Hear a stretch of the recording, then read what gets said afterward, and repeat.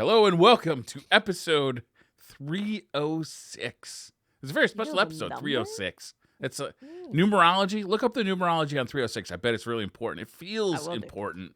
Watts, you know why? Why? It's New Crocs Day. How many Crocs do you have? Well, I order them in bulk. Wait, Bulk Crocs? I thought we were just joking when we talked about you wearing Crocs. I don't fuck around about that's not a footwear. Well, I never seen his feet. It's not a joke. Yeah, Brian's two pairs right here. fashionable.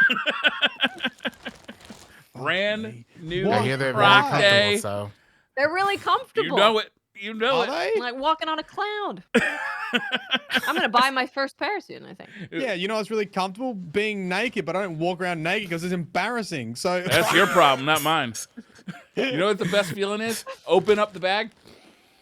Oh, that Croc light. that new Croc smell. Oh, man. That's good stuff. EpicDan, welcome to the hold on. podcast. Thanks for joining us.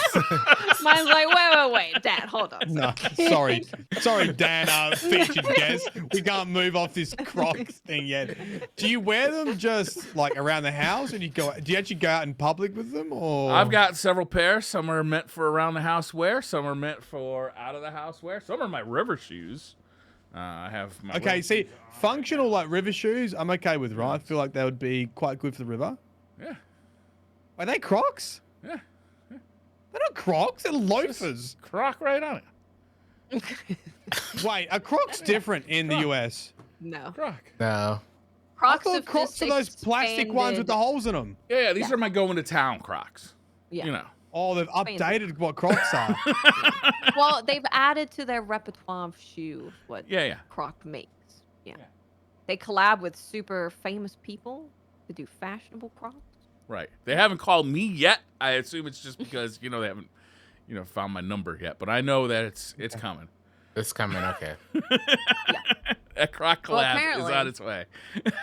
Briar, the angel number for 306 is a sign of inspiration. Oh, I feel inspired inspired. because I've been inhaling Croc light fumes all day. Okay, now we can. Oh, we move need on. to give Mylan the lore on all the Crocs. The sport mode, there's the Oh, yeah. 4x4. nuts. Oh yeah, there are truck nuts for Crocs. I get Googled. I get Yeah. somebody tweets them That's to what me those about holes are once a for. week. Oh, like little dangly bits you put in the back of the Crocs. Yeah, on the sport band. On the TM. sport band. Yeah. All right. Yep. Okay. Anyhow. Big Dan, how are you? Thanks for I am joining us doing today. well. How are Thank you? I'm doing good. He's like, I don't know if I want to be in this podcast. With, This like, is, this Crocs is a and good truck opening nuts. starter. I like it. Hey, I'm very excited. I'm sorry. Exciting time. For those who don't know you, Epic Dan, what do you do? What do you do on the internet? How are you related to Destiny? I play a whole lot of Destiny. I focus mainly on the PvE side of things, doing a lot of raids and dungeons, and then a lot of challenge stuff. But most of the time I focus on doing a lot of raid helps and dungeon helps, just helping all the community get raid stuff done. Nice. Did you do day one Kingsfall? I did. We did. How'd you go? We did both the challenge and the day one and the challenge contest mode. Got those. Yeah. Wow. Nice. How many hours? Very nice. The first run took 10 hours. The second took 6. It's pretty So good. total 16, I think. I reckon that was probably like the average, bad. right? Like around 16, unless they're doing like Unless crazy runs. They're bad. Like that. Yeah. Yeah. Yeah. For us, I think it was pretty good though. For the average team. The average team, yes. So, what are your thoughts on Divinity? No, no. Let's just go right to it. Yeah. Although it's topical, you know? is it's very, topical. Well, you know what? We got I do- Dan here. Well, you know what? You do raids, a lot of raids. What are And your does thoughts on raid Divinity? carries. So, Raid hell. Let's just go right to it. While Divinity has been around for what, since Shadowkeep? Yeah. I do think my main issue with Divinity is that every other debuff in the game doesn't last as long and is not as easy to continually apply. I agree. So if Tether, which I used to use all the time, if the weakening aids, if anything else in the game had a either more consistent applying system or a higher like debuff, higher than 30%, I don't think Divinity would be as useful. But the fact that Divinity can be can have 100% uptime and create the big crit bubble, there's no reason to use anything else. But here's the thing, Dan, because I'm seeing people in chat saying you help them get divs, so you're part of the problem, mate. I am 100% a part of the problem. I've helped about at least 500 people get div, so I am totally part of the problem. 500 people get div? And you know That's what? the whole player base, I think. I will keep doing it. I will keep doing it. I will keep doing it and helping people get div, so I am definitely part of the problem. But until they fix the problem, I'm going to help every single person get Divinity. But you're absolutely right. I am definitely part of the problem. Nerf Dan. I mean, when there is a broken gun, I mean, you want it. You want it, yeah. I mean, it's the go-to I wouldn't thing, say especially it's if you don't need broken, to- but it's doing what it's supposed to do. But the problem, like I said, is it's always available. You shoot the gun, it's always there. And it's the same weakening as Tether, anything else, Melting Point. All the other stuff that can weaken is either less or has a much lower uptime. I just think it would be nice for variety to have something. I think just like PvP, you have like metas that roll through. I think it's just nice to use something different. And I think Div just encourages a lot of linear fusion rifles basically, and it's been up there for a while. It'd be nice to have a different debuff on the board and do something a little bit different for DPS. I think that's. I'm actually not clear on that. Why has it suddenly become like a hot topic right now? It has been a under the line hot topic for a while. But what? Well, go on.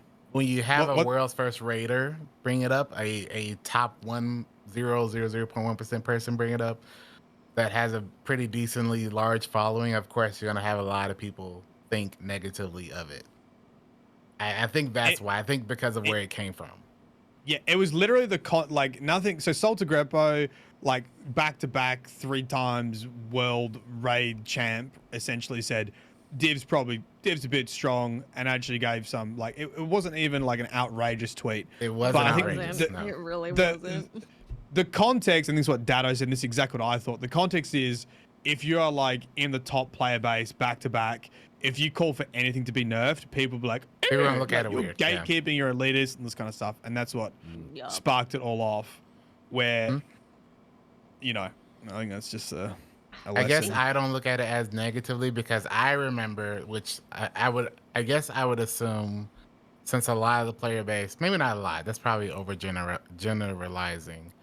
There's a fair amount of people that weren't playing when Forsaken was around, and I remember a large streamer at the time making a huge fuss back then about Well of Radiance, about Whisper, and how Whisper was too overpowered because all of Last Wish, all of the other raids were literally just group up together and shoot Whisper and never have to reload. So it's not the first time that a top player to me is more fair to complain about, because they literally have had that problem with that gun like 3 times in the course of Destiny's life. Yep, exactly. So it's like, oh, Whisper's a problem? Who could have seen that coming? Yep. So it's not the first time.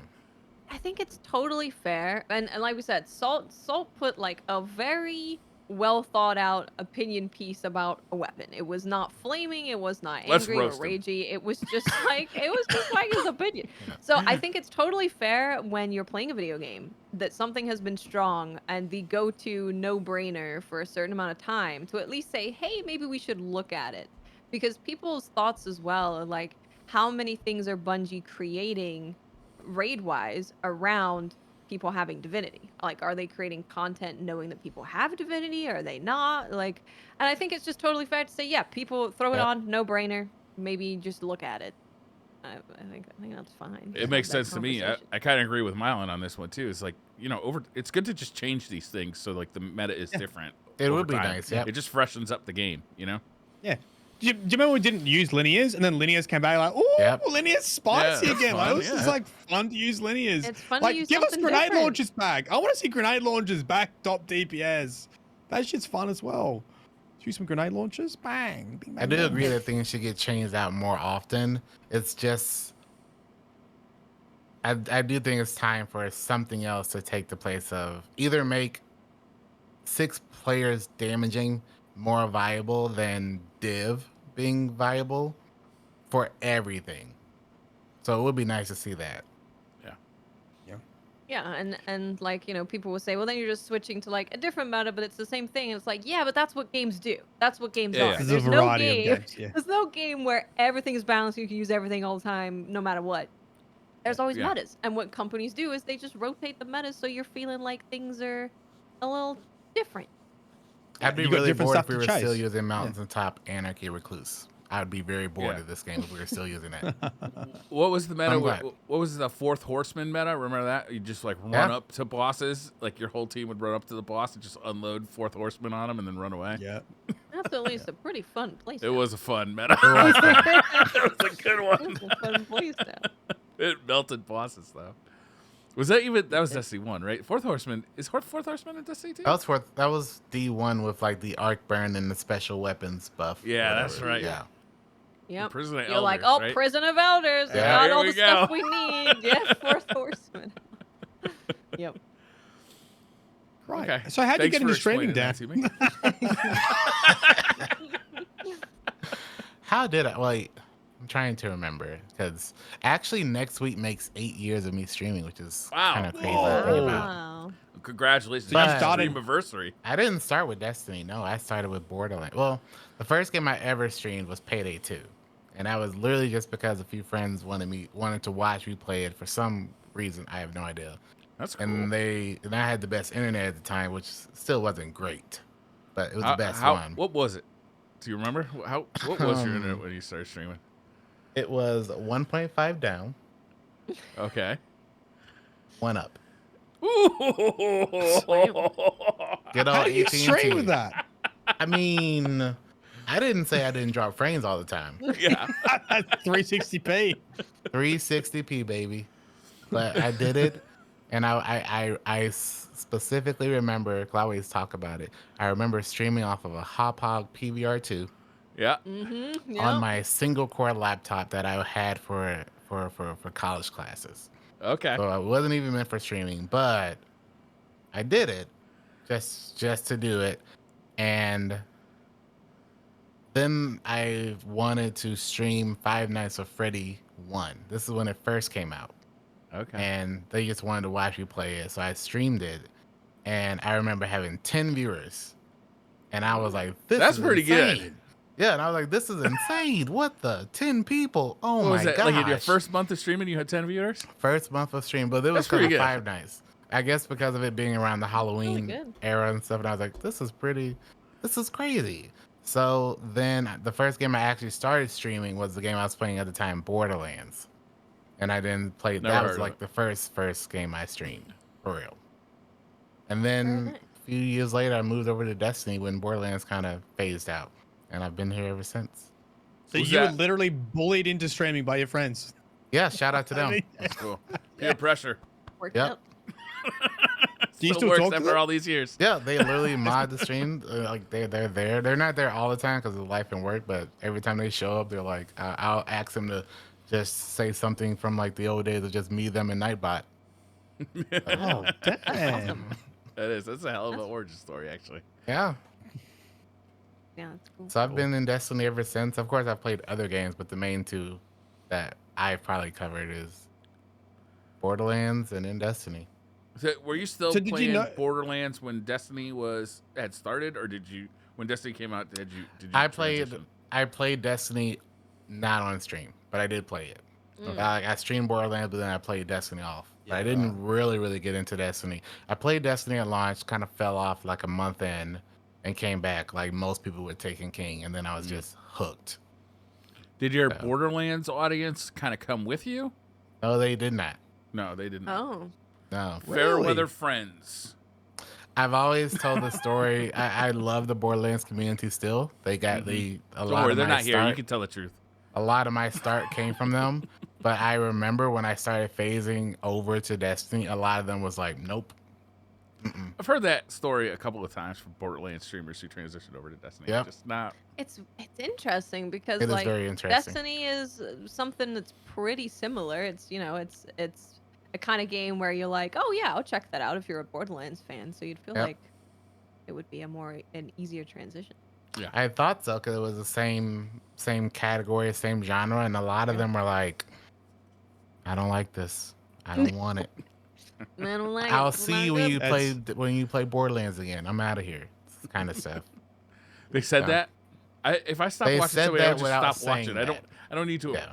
I don't need to tell you. You know what? Yeah. I'm not watching you anymore because I'd rather that. Yeah. It'd be like, I thought you played Borderlands. Well, I'm trying this new game. I'm really enjoying it. I wanted to stream it.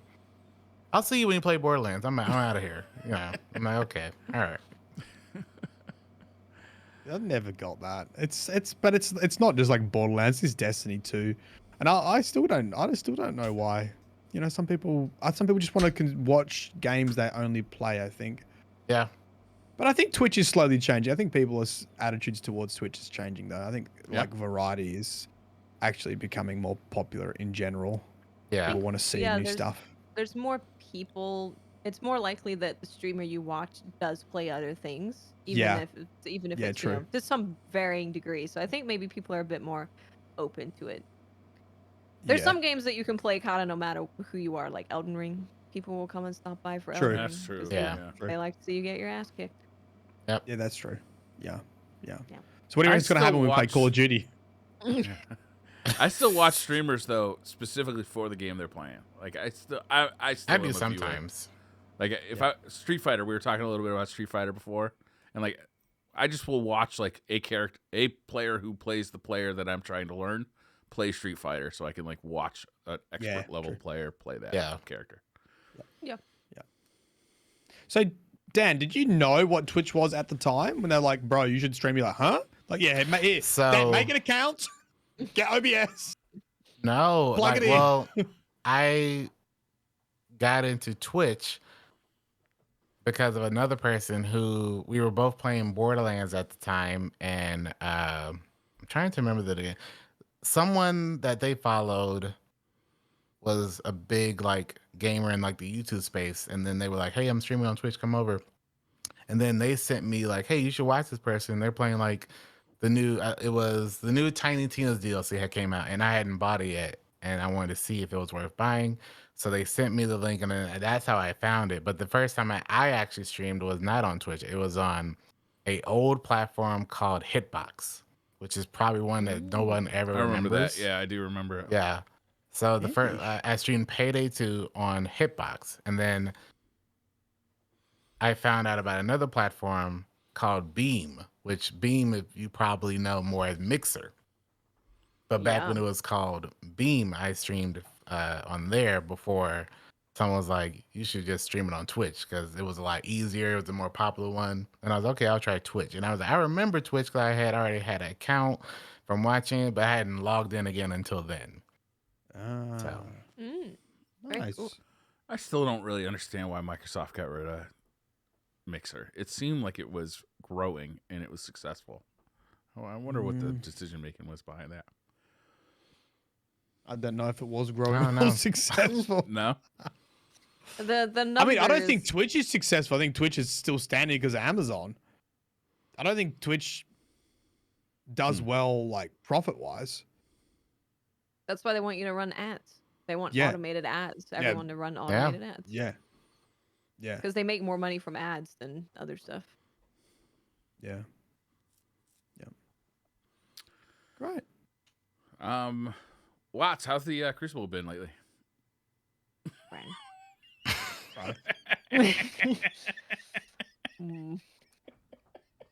Well.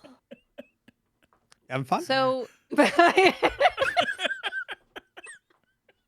Like who cares? When are we playing Dead by Daylight with Fallout or whatever? Come on. Oh, Fallout messaged me about that actually. When are we playing?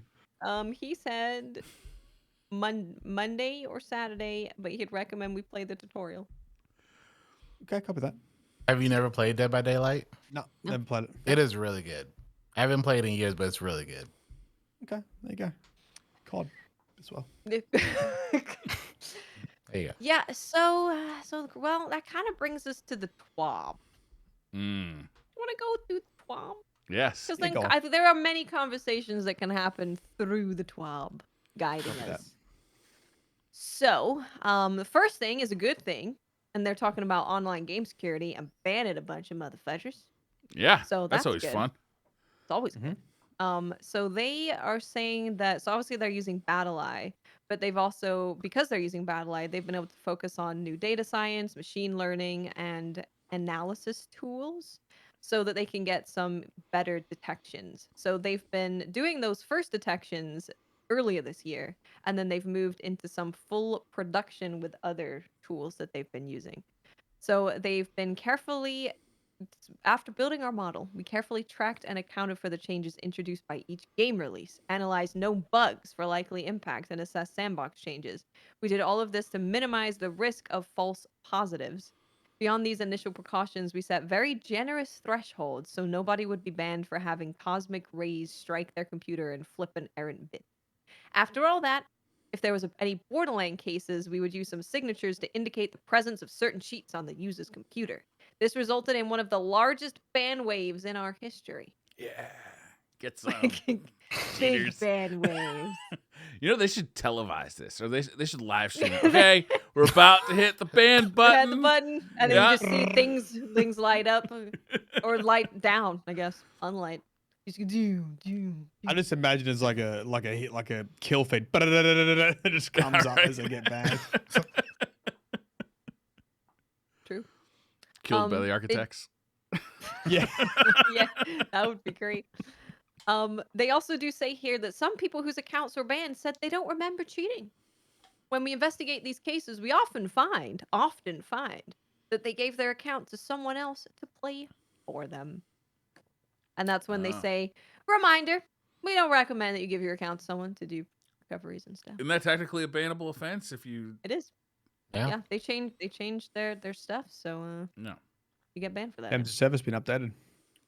Yep. Cannot count recoveries. Big no. Yeah. Big bad.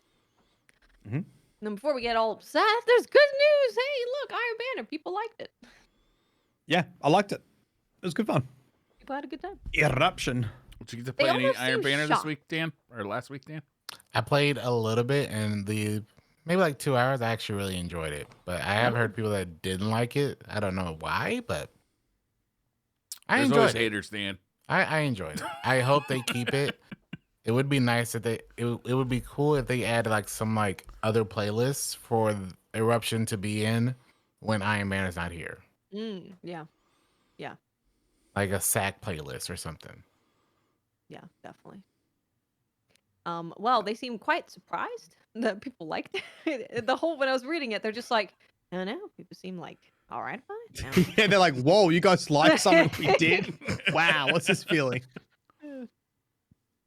So they were like, yeah, they want Iron Banner to be a celebration of PvP for everyone. So that's kind of the vibe that they want for Iron Banner. They want it to be like, Iron Banner's here, hop into Crucible, even if you don't play it. You know, it's fun party times.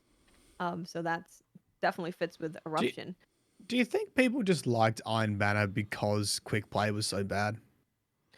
Partly, I think Eruption was but fun. not all of it. Yeah. Eruption was really fun.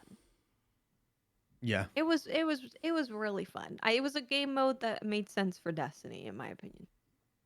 Okay. It was a well chaos, put. crazy fun game mode. It was space medic. I also thought that Rift was fun, but it just needed more work. Like, I wasn't upset that they had brought Rift back, and I was not upset to be playing it. It just felt like it wasn't quite finished. Yeah. Now, my question in that, because we had Rift in D1, but I didn't play a lot of Rift in D1. However, I remember people really liking Rift in D1, but I don't know, from what I can tell, there doesn't seem to be much of a difference from D1's Rift to now. There's definitely a big difference. It was way faster in D1. So the game mode Yeah, it was way quicker. Ooh. There weren't black screens in between every time somebody scored either. That just like, put a stop to the game.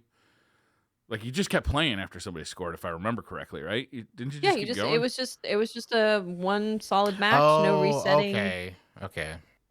Yep. I forgot about that. Yeah, okay. after you scored, that's when you would spawn. You just kept for going. A little bit. Yeah. Okay. Yeah, I guess that would make a big difference. Yeah, it's a huge difference. And you didn't have to wait like a minute to revive if you died, and there were no revives.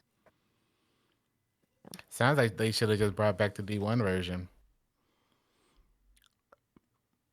I think that's fair. You're smart man, Dad. I think it's rough when you have a mode that people love and know, and then you bring it back, but it's actually very different. I think that's always a bit rough. Like if they called it something else, people would be like, "Oh, this is cool. It's a new mode." Cool. If the mid-match load times weren't there, I think the reception might have been better too. Like that was really jarring. Those mid-match load times were tough to deal with the black screens. Yeah. Yep. But with Eruption, so they said that historically, we usually see the most engagement on the first day of the event, followed by a significant drop-off in players until the weekend comes. But with Eruption, they're seeing consistent number of players across all days and then an increase on the weekend. Well, that sounds pretty promising. That's very positive. And then the number of hours played per player over each subsequent day of the week continues to increase. So people were just playing and they just kept playing. That's cool. Yep. Hell yeah.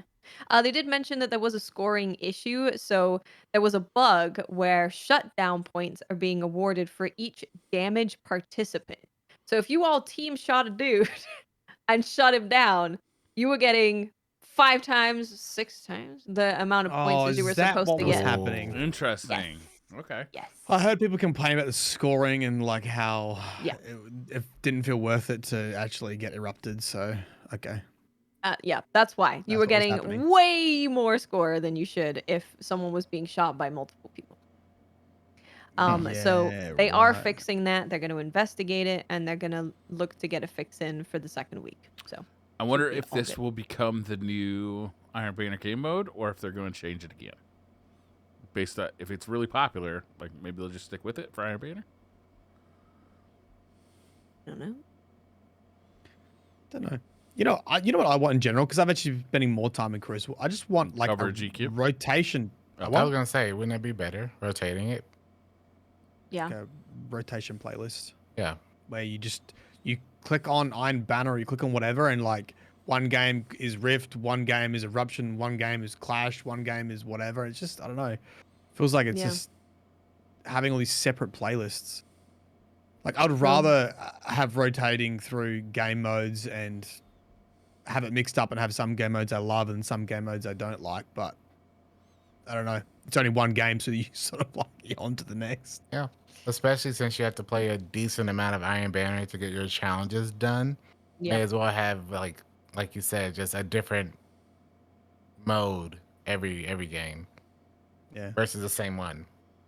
Well, I just want that in general in Crucible. I just wish there was rather than splitting the population into all these different playlists, dump them all in one. It's like an action sack playlist. Mm-hmm. With everything. Yeah. So that was cool. Good times. Now we get to go to the angry times. Angry times. This is my favorite part. I love being angry. Hold on, let me get another beer. So first starts off cool. They're talking about matchmaking times and skill. So on average, matchmaking times for control have only increased by about 10 to 15 seconds. So for the majority of people, 10 to 15 seconds, not bad. That's okay. But for players on either extreme of the skill curve, both the high and low, their matchmaking times have either doubled or more than doubled. Which I believe was looking at like 4 minutes for the low end, right? When we last looked at this. More than double. It's not a good phrase. Yeah. Not great. So they said, as such, we adjusted our configuration so that matchmaking expands to a wider range of skills sooner, thereby finding a match sooner for those players. We don't expect this to affect the control experience for most players in the middle of the pack.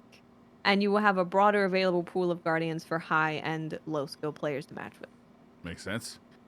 That's what low skill based matchmaking is, right? Yeah. That's what that is. Wouldn't you expect that to be what that is? Why's your face all weird, once? Can't tell if you're smiling. Well, I just, if you're putting in loose skill-based matchmaking, maybe it should look for people sooner, so people aren't waiting for 4 minutes. In general, like that's maybe what the goal should have been when we wanted loose skill-based matchmaking. Maybe not. I mean, that looks like what they're doing, right? This is good news, isn't it? That's good news. Yeah. Good. Yeah. Where's the bad news, once? Oh, don't worry. There's a lot here. Latency. While we expect the above change to reduce matchmaking times, we were also comfortable tuning the knobs to prioritize latency a bit more. We realized our initial numbers allowed for higher latency connections earlier than necessary. We made a change to restrict latency for longer before expanding the allowable latency threshold. This change sacrifices some matchmaking time for the sake of better quality matches. That is good. That's very good. And then it's basically they said if you match other players in under a minute, you're not going to see any of these differences at all because you're in that middle of the pack and you're good to go. But players that take longer than a minute to match should see increased connection quality, but a wider skill selection of players. Watts, this TWAB seems great. What could possibly go wrong? Don't know. Who knows? Then we get to quitter penalties. The hot topic of this week that was going on. The hot topic. So before I read this, I just want to give you a timeline of what has happened with quitter penalties in Control. Right? So last TWAB, they said there's an increase in quitting. We're looking at quitter protection. Yeah. Right? Quitter protection. Now, I see that as, in the past, they've done stuff like you don't lose your win streak. Like if someone leaves and you don't lose your win streak if you lose because you are, you don't have your full team with you. That's some kind of protection. Maybe you get like better loot at the end or something. I don't know. But Seems protection, fair. It's not the same word as penalize. Mm-mm. They're different words. Words Quitter have doesn't meaning. sound like penis at all. So in the last 12, they're like quitter protection, and we're all like, everyone's freaking out, and I'm like, guys, they said protection, not penalty, which are different words, which mean different things. Then we load into a new week of Destiny. You get into Control. Someone gets disconnected. A screen pops up in front of them that says, you have left a competitive match early. Hold on, sir. If you do it again, you're going to be banned. Timed out. That's right. So then everyone's like, wait, there's quitter penalties in Control? Yes. Tuesday, there were quitter penalties introduced to Control. If you quit 2 in a row, you get timed out for 30 minutes. I had a friend who... That's perfect. That's how long matchmaking takes. You can't load up the matchmaking till it's over, and there's no timer to say how long it is, so who knows? I had a friend who... They left a Control match because their dungeon team was ready to go do a dungeon. And then 5 games of Control later, after their dungeon, they went back to the Control and they played Control. They got disconnected. Banned. 30 minutes. 30 minutes. So, yeah, that happened. And then, here's the other timeline. Shortly after that, Bungie was like, due to us doing background maintenance all week, we're disabling quitter penalties because the connections are bad and you might get disconnected. So, that's the timeline. Okay? They were like protection, and then there was a penalty, and then they reverted it very quickly because they're like background maintenance is happening. And that brings us to the TWAB that says quitter penalty. We're aware that there's been an increase in quit rates for certain lobbies, whether due to connection quality or skill of opponents matched, particularly high skill players. While we hope that the above changes alleviate the quitting issue, we would like to actively discourage quitting as it can negatively impact remaining players. As such, we have added Control to the list of activities that can trigger the Crucible suspension system. Note that suspension timers for Control are temporarily shared with competitive playlists, Glory, and Trials. We are actively working on separating the suspension timer for competitive versus Control. So, my question with all of this if we knew, I assume we knew, that we were going to have week-long background maintenance, why did we just hot drop Twitter penalties without saying anything, without mentioning it? No TWAB release. When they said protection before, not penalty, and they just dropped it. No article, no tweet, no nothing. When in the TWAB, they have a whole section right here that they could have wrote like, hey guys, we know this isn't like the best solution. This is just what we're going to work on temporarily while we figure something out. Could it be I don't know. that Twitter penalties was received by the community with such a shitstorm of hate that they would have used any excuse to turn it off? No, because within that tweet where they said we're turning it off, they were very clear, we are turning this back on. So I'm gonna go with no.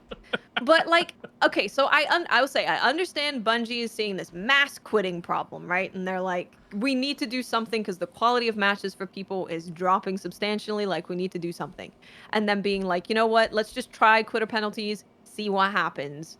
Fair enough. While you're working on something else, but I think that it would have been significantly better. People would have been still upset because people don't want Twitter penalties in their, regular casual playlist. But it would have been much better for them to communicate like, hey guys, this is what we're thinking. This is temporary. Here's what we're wanting to do in terms of suspension timers. We don't want you to be banned for 30 minutes. Maybe it's more like 5 minutes. Maybe there's like more games that you can leave in a day or something. But it would have been really nice to have communication at all, ever. Especially when you couldn't even keep the Twitter penalties on the whole week. Yeah, it's crazy that was discovered by the community. Like our first introduction to the fact that we had Twitter penalties in the game was being penalized. Yeah, was by seeing it as a message. That is. I think there's a couple of things going on, right? I think in general, most people would agree that it's douchey if you get into a PvP game and you leave because you're just getting stomped or whatever, right? And you're like, oh, my KD, and you just leave.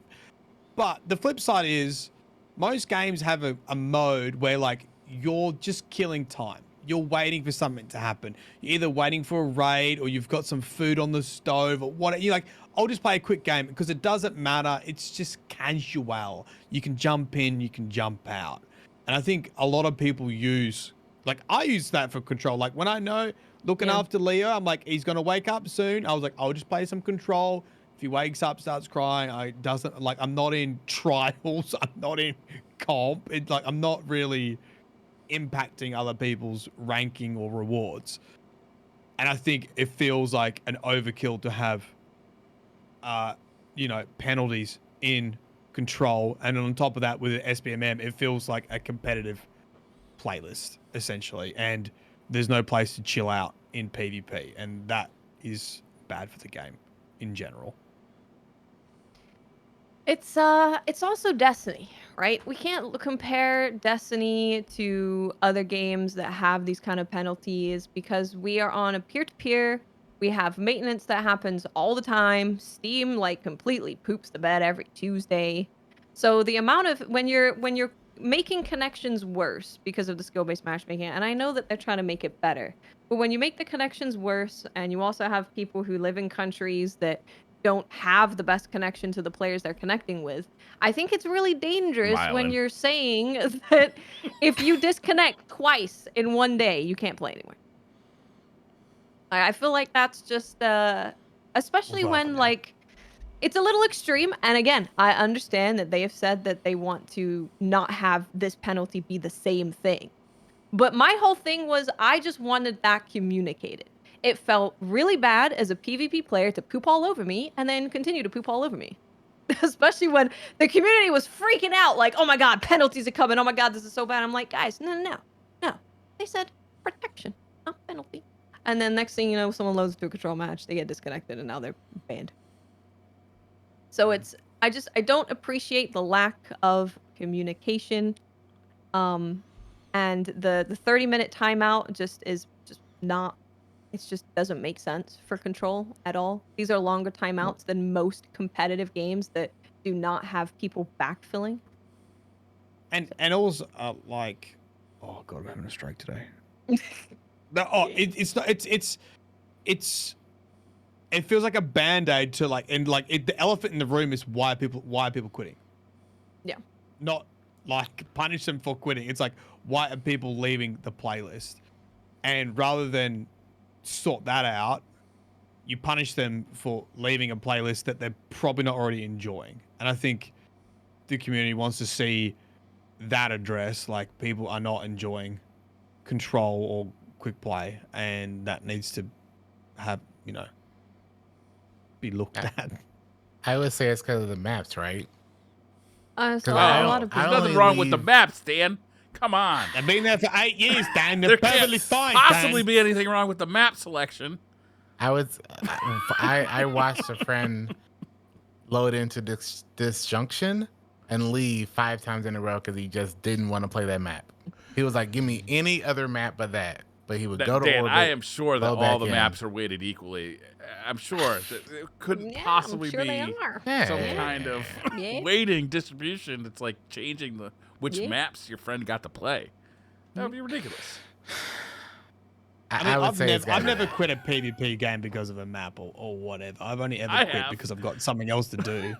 But it's 10 minutes or whatever. Like, I think you need variety. You need population. You need variety. It's like a whole combination of stuff going on in PvP at the moment. It's like matchmaking, latency, who you're versing, the map rotation. Like, it's just all of it together is not providing a good experience.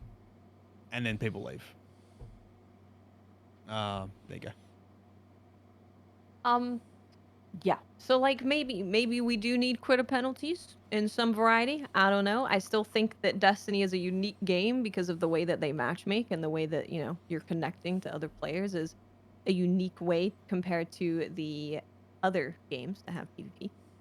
But the lack of communication is what really kills me after upsetting like a lot of PvP players to then just not communicate any of this beforehand and then just turn it off anyway when you could have communicated it in this POB and then turned it on with people at least knowing what's going on. That's the thing that makes me go, oh, okay, cool. But yeah, Control is now the most competitive mode in the game. So there you go. Very cool. Trials was more chill. Iron Man is more chill. Control. The one with skill-based matchmaking and quitter penalties and map weighting, which we're about to get into. Whew, yeah. So I should play Trials tomorrow to just chill. Yes. Just chilling. Honestly, Trials might feel good. Do you want to play some Trials? Yeah, let's go chill in some Trials because Control I can't deal with. Trials. Yep. So now we get to go to map selection. Hey, Briar. Map weighting. Wait. They're all weighted equally, obviously. So, they said outside of one map, we don't see any predictable difference in quit rate between maps. So there is one map, right? What map is that, Bungie? Huh? Oh, they don't say?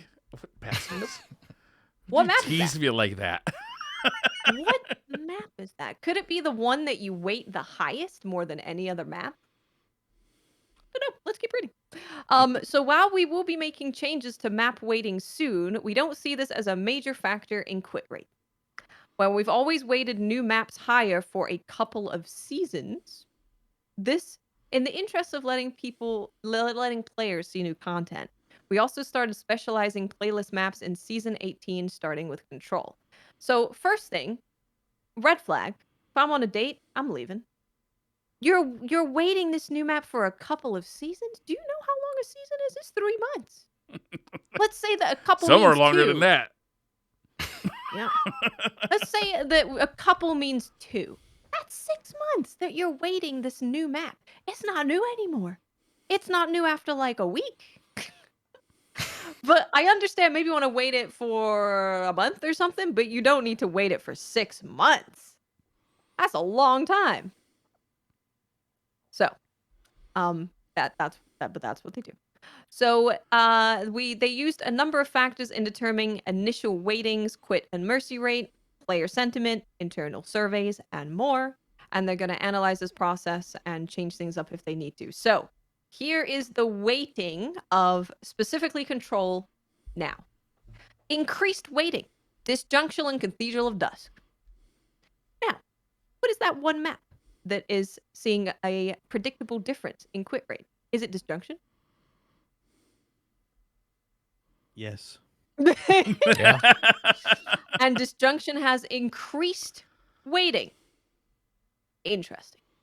I don't see how map weighting is good for anything. I see the It's logic behind it. It's not. I see their logic, like trying to give people more maps that they like, but I just think variety is always going to be king. That's when you bring map voting. If you want variety, let the community pick. No, that's not true. Yeah. If make it like Mario Kart. You'll just be playing the same map over and over again, like you were in Call of Duty when they had map voting. Yeah. What was it, Nuketown? So I'll tell you the amount of maps and stuff. We'll go into the sections. So increased weighting is Destruction, Cathedral of Dusk. Large maps, right? Like they're larger maps. For full weighting, so these are just like, I guess your base your regular ass weighting is Fragment, Twilight Gap, Rusted Lands, Distant Shore, Endless Vale, The Fortress, Radiant Cliffs, Pacifica, Ultra Flame, Javelin 4, Widow's Court, Vostok, and Eternity. 9, 6, 7, 8, 9, 10, 11, 12, 13. That's 15. 15 including the I feel top like one. I get Eternity heaps. Me too. And one of my community members pulled my data of like matches played out of like 200 or something. I got Eternity way more. I feel like I get Eternity and Disjunction the most. Yeah. And Cathedral, yeah. I feel like Eternity's in the increased weighting. It's a lot. I play Eternity all the time. So that is 15 maps that are like weighted more likely for you to play them. In the reduced weighting, you have Bannerfall, Midtown, Exodus Blue, Wormhaven, and Burnout. Significantly reduced weighting is the Dead Cliffs, and they are removing Anomaly, Cauldron, and Convergence from Why Control. would they remove more maps than they make? Good question. So here's the thing, right? They have 24 maps listed here. Because of the weighting that they do with their maps, when I tell them there's 24 maps, people are like, no way. I ask them to guess, they're like 5, 7, I don't know, something like that. 24. So all you're doing, but yes, like maybe people really love these maps the most, although I'm going to agree to disagree on that. But because of the way you're weighting them, you're making players think you have less maps than you do. I feel like that can't be a good thing. I can understand for certain game modes, you want maps that support that game mode better to be more That's common. when weighting makes the most sense. Yeah. Like Rift and big maps. Sure. And this is for Control, right? Like, so this isn't across the game. This isn't a list that is true for across the game. And they do go on to say that as of September 15th, they're lowering the weighting for Disjunction in Cathedral of Dusk. To the regular one. Yeah. Right. Yeah. So I can understand people being a little bit upset about this one, but it to me it makes sense that you'd want to weight maps in a game mode that makes sense for that game mode. And like, but occasionally, let's throw one in that doesn't make any sense for this game mode, just for shits and giggles. Well, no, they're removing those ones. That map is Anomaly. Like that map comes up and you're like, all right, guys, get your shotguns or whatever. Let's go run around like a chicken with his head cut off and just go be crazy for a little bit. Honestly. I mean, I'll be honest here. I love Anomaly. I love Cauldron. I love Burnout. Basically, all the maps that I really love. There are maps that I like in full weighting, but a lot of the maps that I really like are either gone or you are not going to see them very often. And the reason that I've actually started to like those maps more is because of their weighting. Because all the maps that they are throwing at me all the time are these really long, laning, scout rifle maps. So when I get Anomaly, I'm like, sweet, let's go run around and be crazy for a little bit. But they're trying to, I don't know. I honestly, at this point, I don't know what Bungie is trying to do with Control. It feels like they want it to be this very controlled thing where people play really slow and hold down lanes and it's super close in your skill. And I don't like that. Honestly, I think they're just doing a lot of experimentation. They're just experimenting with different stuff, and they probably had map weighting as something they wanted to look at to see if it works or not. I don't know if they're just sort of throwing everything at the wall to see how they can improve it, and sort of got to burn some bridges to get there, I guess. Yeah, maybe. I think it sort of feels like that. Like we're gonna muck around with SBMM. Well, not muck around, but like here's our theory. Let's see if it works. Didn't work. Let's do map weighting, work out, because they're talking about a lot of like AI, like was it the data learning and things. It's like, all right, let's see what map selection looks like, and just sort of trying to fine tune how to get the best experience. But unfortunately, I don't think anything's really hit, with the exception of the Iron Banner mod. Yeah, it's just the map weighting thing. I'm telling, it gets exhausting because I do genuinely play the same maps over and over again, and there's 24 maps out there that I could be playing, and that's not what's happening. So I'm just getting this. I'm playing against the same type of people using the same loadouts because of SBMM. The connections are worse. People are leaving, and matches aren't being filled for 3 minutes, and I'm playing on the exact same maps. So it's just like, no, thank you. No, thank you. So yeah, I hate that they're removing. I'm just not a huge fan of removing maps when you can't consistently create maps yet. If we get to the point where you're creating like, okay, here's a control map, here's a rift map, here's an eruption map, and they want to do this kind of thing, then fair enough. But we're definitely not. It's a bit like sunsetting, right? It's a bit like the whole initial response to sunsetting. It was like, bro, you can't take stuff away if you don't have a system in place to put things in. And it sort of feels like that with PvP. Like, don't take maps away when you can't replace them. Oh yeah. Yep. So that's I don't know. The whole logic with map weighting doesn't make sense. I don't feel like you can decide. Like they said that the factors in map weighting is quit and mercy rates, player sentiment, and internal surveys. I just don't feel like you're gonna get how mercy rates are gonna tell you if a map's good or not. Sure, that's more SBMM. Like there's so many factors in a mercy. Like you could have completely different mercy rates on different maps. Like is a saying you could have a 6-pack versus solos. Like I mean, by the looks of this, they're probably saying that small maps probably have higher mercy rates, and maybe when you get skillful players with shotguns and I don't know other stuff, they perform better, and the casuals like me use pulse rifles. It makes sense, right? If it's a smaller map and people are able to get around faster, they can spawn snowball camping and right get away. Around, yes, snowballing. I don't know. But like I said, you know, it's the reason I love Eruption is because Eruption was chaos and madness and space magic, and that's how I see Destiny being at its best. And doing all this stuff of like slowing it down and making it super controlled, and let's have all these bigger maps weighted more. It's just, I feel like that is in a different direction to what I love with Destiny and what I've loved playing with Destiny. So yeah, I love having Anomaly come up and Burnout, and Burnout's my favorite map. And all those maps come up after playing these really big maps all the time, where it's a very specific playstyle. It's just nice. Variety is nice. It's nice to have all different kinds of engagements, you know? I like variety. Dan's is like, I'm so glad I do raids. So the thing is, for me, I used to be really big on the PvP side of things up until maybe season 10, and then they started making a lot of changes I didn't agree with, and so I started not playing as much. And also I was looking at the all of my favorite maps are at the reduced weighting all the way down to removed, and it really sucks. The only one I probably will still play often is JAV4, but the rest of them, all the ones I'm like, oh, I love Bannerfall, Midtown, X's Blue, Wormhaven, Burnout. Those are some of my favorite maps. My favorite map is Dead Cliffs. So if the reduced weighting stays, there's a high chance that might be on the chopping block next. So if they do add some maps, they might say, okay, now Dead Cliffs is now going to get removed. And like Watt said, until they can continually put out new maps season over season, there's no reason to remove a map. If you're going to remove these maps, at least put them somewhere. Don't just take them out of everything. Yeah. So, you can play these in Clash still. In Clash? Obviously Rift is like, you're not going to play it in Rift because that's like 3 maps. And you can play them in Rumble. But yeah, you can't play it in Rift, you can't play it in Control.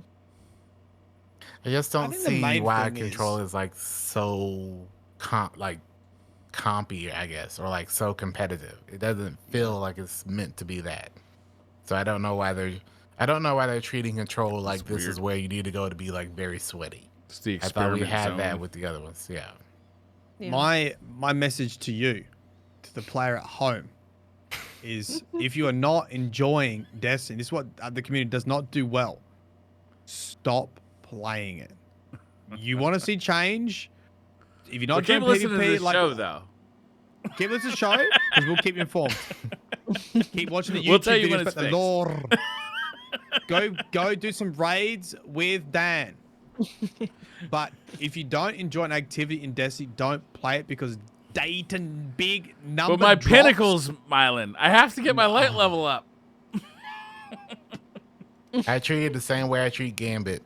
Until it's at a point where I want it to be, unless I have to play, I speak with me not playing that activity. Word. I tell you what, Bungie, we know this works. We know Bungie listens. Look at D2 launch.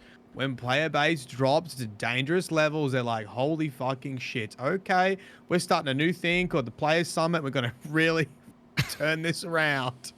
And things change. And I think Destiny community is pretty locked in, and there are a lot of manipulative investment systems in Destiny, like Pinnacle grind, so you can just door entry into Grandmasters and Master raid, that you have to play the game in things that you don't enjoy. But I think you got to get out. I think, like what's the saying? Let's go play some Dead by Daylight. Let's go play some God. Fuck it, give that a shot, and we'll do our other PvE. Okay. Tarkov, please, something else. Something be fun. Lord, Apex. Like, give it a rest. Get online. Do your PvEs. Do your games with raids. Like, if they see a huge drop in PvP, that will be how you get a message across, to be honest. I feel like we went through this with D2, Guardian. Though, right? Keep quitting. Yeah. I feel like we went through this, like you said, at vanilla D2 with like the community didn't like how slowed down PvP was. Oh, yeah. Yep. And it's just weird that it does give that feeling again, doesn't it? It's weird that we're going back to this whole slow down. Everything's like more just waiting. I don't know. Like, I feel like we've been to this, and why are we going back to this? Yeah. But the thing is, I don't mind if they're doing this stuff to experiment and change, but they also need to move quick. Like, if something doesn't work, be able to revert it back or change it to something else, or But you know what? Like we wanted to try map rotations. Yeah, they gotta tell us that. Yeah, exactly. Like, we wanted to test whether map waiting would, reduce quitter times or mercy rates. And we tested it. Turns out you guys quit more because you fucking hate the maps coming up again. Okay, that's on us. All right, it's back out of the game. Like, do you know what I mean? Yeah. As long as they communicate what they're doing, and I know they can't tell us everything. I get that. Exactly, but if they can say, we're trying this stuff out in hopes that the end goal is this, then I'm okay. Just but we don't know. That's a little bit like what they did with Trials, right? They did that with Trials when it first came back. They kept changing it and like going, this is what we're trying to do. And I think more people were receptive to that, to be honest. Because at least we know, okay, this didn't work, but we know what they're trying to do. But like we've said, we don't know. And it's almost like you said, they're just throwing stuff at a wall, just hoping something sticks. When something does work, they're surprised, so. Yeah, absolutely. I think that was the biggest thing that kind of sucks as someone playing PvP, is it felt like a lot of things were miscommunicated, like loose skill-based matchmaking, outlier protection. I think we all had an idea in our mind what that was, but Bungie was like, we want games to be within 10 points. That's not loose. That's like a competitive match, right? That's competitive. That's really close. Yeah. Like, there are games that I've been doing well in, and there is more than a 10-point gap. Like, that's really close. And then there was the thing with quitter protection turns into penalty, and then the map waiting stuff. Like, there's just so many things as a PvP player that feels like you just want to mess around with the thing that I play almost exclusively Destiny for, but you're not really telling me where you're trying to go with this. I don't know where you're going. I just feel like I'm left out at sea. Like, what are we doing here? What's happening? Yeah. So yeah, communication would be great. Is there anything else in the? But how good is Fall Guys? Look, if you don't like PvP, just jump into some Fall Guys. Yeah. I still haven't played, and I recently downloaded it on Epic Games. So did you? Never played it. I've never played it. So yeah, I thought it was a lot of fun for about an hour. I did not hop on the train when it got when it blew up. So yeah. Yeah, you play Fall Guys to like start off a stream, have a couple games or whatever, and like I don't know, maybe put some predictions on them. It's not something you want to play for 7 hours. The costumes look cute though. They're cute. Yeah. The little Fall Guys is having Destiny come to their game September 17th, which is just a few days away. We knew this. We just didn't know when, right? We didn't know when, and there's also like some little extras that they're putting on here because we saw the Titan, the Warlock, and the Hunter. But there's also going to be a spicy ramen celebration and a ghost shell wearable. So that's cool. Yeah, nice. Yeah, Fall Guys. Are we getting stuff in Destiny? Are we getting stuff in Destiny 2, or is just Fall Guys getting the skins? I don't think so. No, I think it's just Fall Guys. Just the Fall Guys getting the skins. Copy that. Yeah. Now the next thing we have. Ready for the next controversy. Master King's Fall raid. Now before we get into crazy Saturday, stuff, so everybody gets to play. Well, Brian, shut up, Brian. It's Tuesday, September 20th. Tuesday. Normal mode challenges are going to reward double loot for the encounter that the challenge is active on. And then for Master, encounters are going to reward stat-focused armor. Challenges reward adept weapons. All encounters are set at level 1600, and the powerful cap is plus 30. Dan is shaking his head. Dan, this is your time to shine. Tell us what you're thinking. This is all you, Dan. Tell us what you're thinking, Dan. This is you, baby. I was really hoping we would have learned our lesson with Master Val. I absolutely hate the artifact requirement for Masters. Despise it. Why? I do not want to. I don't want to farm bounties. I don't want to sit on the moon for 24 hours a day just to like have this, you know. I'd rather them just have master mode always at contest. Like master mode should be instead the like have contest mode always on instead. That's a lot easier. Yeah, I agree. You're playing a lot of the game just to farm artifact levels in order to hit that level. If you can't hit the pinnacle cap to do this, then they should either make a contest or make master be at 1580 this season instead. Yep. I don't want to farm 20 levels on the moon. I'm gonna say a really odd analogy, but I think it works. Let me hear it. Okay, you know Neville Longbottom? Harry Potter. Yes, I do. You know how like he was a pretty ugly kid? How dare you? Rude, Smiling. He ugly, okay? But I mean, go ahead. He blossomed into quite a good-looking gent. But I feel like Bungie's never Longbottom, but they haven't realized they got hot yet. And they're still using all their old dirty tricks to keep playing the game with power level and grinding and pinnacles. Bungie, you're hot. Have some confidence in your product. People will still play it for the gold rolls, the crafting, the rewards. You don't have to string us along with artifact grinding. You're hot, Bungie. Embrace it. There's so many better things they could have done. I like it. Like, for a lot of people, at least in-game PvE person like myself, unless I'm helping people do Master King's Fall, I'm just going to get my seal and be done. The same thing for Val happened. I just did my seal, did the Master one time with the challenges, and that's it. You know, until they give people a reason. Unfortunately, it won't be Artifice Armor because Artifice Armor can be gotten elsewhere a lot easier. And until Unfortunately, the whole argument with adept weapons versus craftables is also an issue. Can you tell me about that? Because I don't think I ever really get adept weapons. So, what's the deal? Adept weapons are weapons that can drop in master raids only, that have a different term at the end. Adept perk. Yeah, but they all come with 2 sets of perks instead of 1 line of perks. 2 sets of perks. Yeah. So for a lot of people, it's a little bit easier to get the roll you can get. However, if you can do the normal raid enough to get enough patterns to craft it, you can then get an enhanced perk instead of what you exactly want, and it's always going to be better because you can get craftable perks. Although all of the best weapons are going to be the non-adept version of the raid weapons, because you can get, at least for Vow and Kingsfall now, because you can craft it with the enhanced perks. The only time it would have been somewhat okay would have been Vault of Glass, since that craftable system was not there. So unfortunately, most people probably will just not do Master Kingsfall if they want a very good roll of something, because they want to get it with the enhanced Firefly or enhanced Dragonfly or whatever. And that's already better.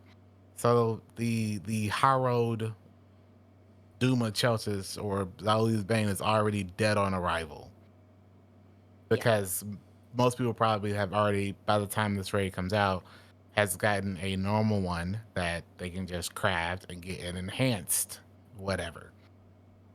So I don't understand. I don't understand why Bungie just hasn't already either solved that issue or given people another reason to do master raids. A lot easier thing would have been cosmetics. They could have made something where if you do a full run of the master raid, you can get a material that allows you to turn your adept weapon into a enhanced adept weapon. So at least you can have the adept perks or enhanced perks on the master weapons or something. But until then, people are just going to do it for the seal and just leave. It feels like such an oversight. Like, as part of bringing back raids, that there hasn't been any changes to the master stuff or any reason to get in there. And they obviously know they know that there is a issue between crafted weapons and adept weapons, and the reward is no longer there for master. And there's no reward there, and it's like super grindy to get there. And the frustrating thing is they have such a good experience in contest mode that you can only play on day 1. Yeah. And a lot of people want to experience contest mode outside of day 1. And Master would be a perfect area for it to be. And Master's going to have champions too, or more champions, isn't it? I actually don't think so. There's going to be probably some in totems, but at least historically, any encounter that has a boss in it doesn't prioritize champions. Wait, I never really ran Master. Did the other Masters have more champions or the same amount of champions? They only had champions in any encounter that you're not killing a boss. So for example, totems. This one might be a little bit different because after totems is nothing but bosses. So you might see a few champions. I think sisters might have some, but like, where do you do it? Do you just have the one knight on the plate be anti-barrier? That's not a big change. So I don't know. But historically, like with Vault of Glass and Vow, the only encounters that had a bunch of champions were the ones where you weren't killing like Templar, Caretaker, Atheon, Rogue. All the other ones are where you had all the champions. So who knows? That's the interesting part about Kingsfall for me, is where the champions are going to be after totems. Actually, really love what Cal said in chat, who said, here's the silly thing. If I didn't have to spend time playing things I don't like to get the stuff I do like, I'd be playing the stuff I enjoy instead, and there wouldn't be any lost gameplay for me. Cal, that is my biggest problem with Destiny right now, is that I have to engage with this game in ways I hate. Not hate, in ways I don't prefer, to get to the point where I can play with my friends, and then by that time I'm burnt out. Right. And getting to master level is even more. I don't like playing hours of the strike playlist or whatever. Yeah, it's rough because it's a live service game. So when they're making changes, it seems like, they're not going to be able to make changes all at once. So an example is bringing crafting into the game, right? But not having an answer to adepts. So they're working on crafting. They clearly couldn't also work on a solution to adepts just not being worth doing this really difficult thing when you can just do the regular raid and go craft something that's better. But because it's a live service game, everything gets updated incrementally. So you have these Yeah. moments where like this just doesn't make any sense. I feel like contests would have been more fun though for a lot of people because I see master stuff and I'm like I don't want to do a master raid. Yeah. Like they're just not super fun. It'd be better than having to, farm 15, 20 levels on the artifact just to do it. More people it's- can it's- engage with It's not that master isn't fun. It's just that you don't want to have to grind levels just to the artificial difficulty of them. Yeah. It's like you're gonna have people performing better who spent more time on the moon, people who didn't spend time on the moon farming. Yeah, it's because you're doing stuff you don't want. You're doing stuff you don't want to do, and contest really does open it up to more people because there is a significantly lower level that you need to hit to be able to go and enjoy that. It seems like it would just be better. And even adding something like, like a raid memento to something would be cool. Or the Because ornaments they used to have. I really wish they just made it cosmetics. I think if they just made it cosmetics, that'd be way more important because you can show it off because everyone cares about fashion. You can have emblem variants like they did for Last Wish because you could have an emblem variant of Last Wish the more you did the raid. They should have done, I don't want to say should have, but if they could have done that and just had cosmetics for doing Master, I do think that'd be way better than an Adept weapon. Am I on meth, or is that what they did the first time around with King's Fall? That's what they did with hard mode. Yeah, you got like black variants of the weapons, right? They look different. You had ornaments for the armor that was different. Yeah. They were also very outlandish, so it looked, very extravagant. And then, of course, you had people say, "Where did you get that from?" I did hard mode 390 King's Fall. Yep. Yeah. And no one's going to care about the Artifice armor. You can go do Master Duality instead. So, yeah. Destiny's a favorite game. Oh, you should have seen me. It's, I mean. Look, you've gone too far when you've upset Watts because you're the kindest person on the internet. I feel like, again, because we don't know what Bungie is wanting Control to be, or what they want PvP to be, or what this comp rework next season is gonna be. We don't know any of this. It kind of feels like, if I just look at it based on what I'm seeing, that Destiny is turning into a PvP experience that is not for me. And so the thing that really sucks, and this is the case for a lot of people in my community as well, is that we play other parts of Destiny for PvP, for sixes, right? It's like, I want to go do the raid to get this roll on this gun or get this exotic to make a build to go play sixes. But if I'm not enjoying Control anymore, my desire for that dips as well. It's not just the desire to play Control, it's the desire to interact with other parts of the game. It kind of dips everything down. Yeah. Yep. So I would never sit here and say I'm going to quit Destiny. Like, Destiny is the best feeling shooter to me. Feels amazing. I love playing it. But in terms of PvP stuff, I think I just have to look somewhere else if this is how things are going to go.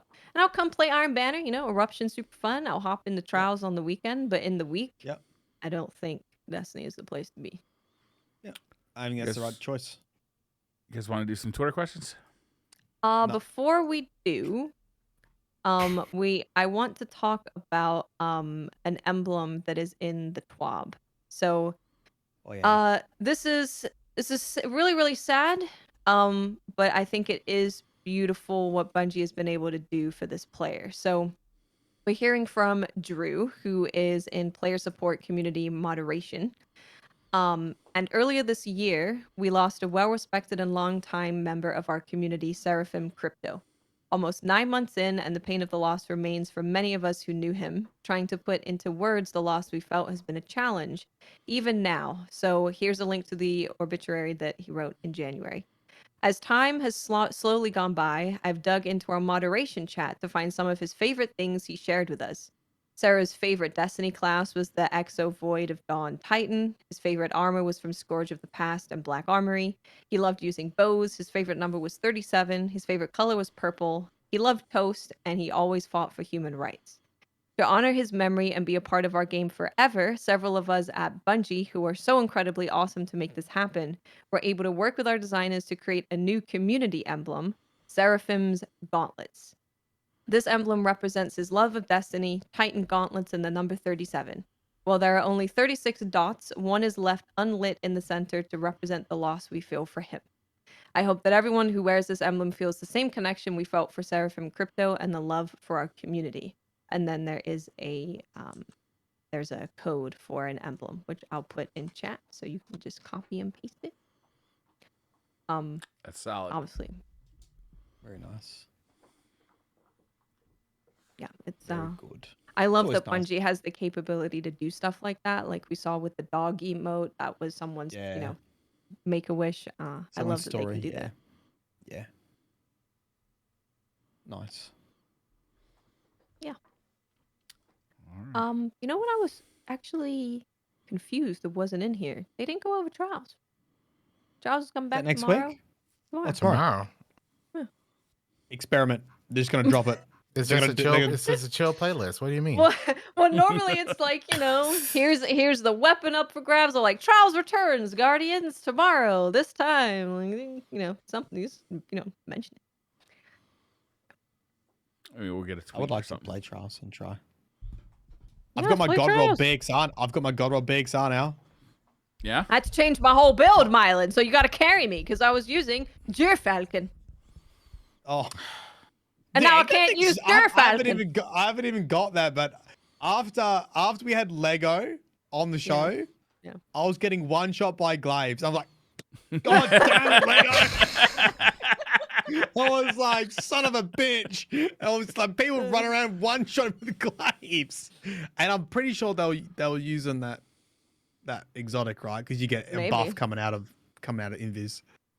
Yeah, it sucks because I spent all yesterday doing pinnacles to like level up my build for Trials, and it's all centered around Falcon. And now I have to change like my exotic, maybe my class, change my stats. So I'm gonna be more under level than I should be. I understand they have to do it, right? I understand they have to do it, but it still doesn't suck any less. Yeah, I haven't got it yet. As a hunter, I should know I should always get the exotic straight away because it would be nerfed within a week. That's what I'm saying. Yeah. Remember Radiant Dance really Machine? good. Remember Radiant Dance Machines? One day. Remember Star Scales? Star Eater Scales? Blight Ranger helmet? No. Banned. But you know what? Lolly can stay in for a good month. Let him have it. However long it is. One-eyed mask. You want to talk about one-eyed mask?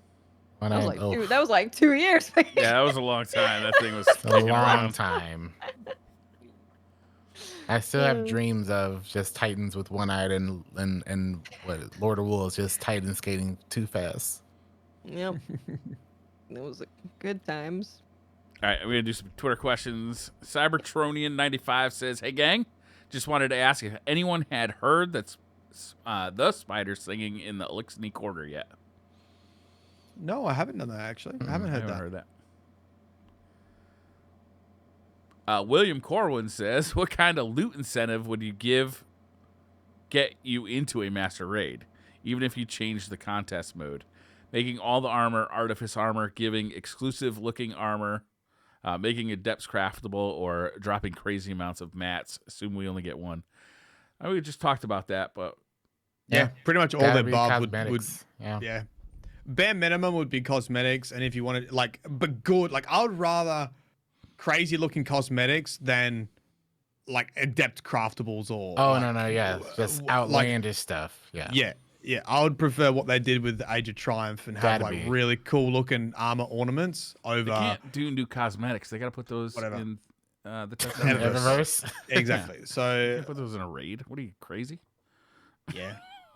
Some Ascendant shards would be good money. there, and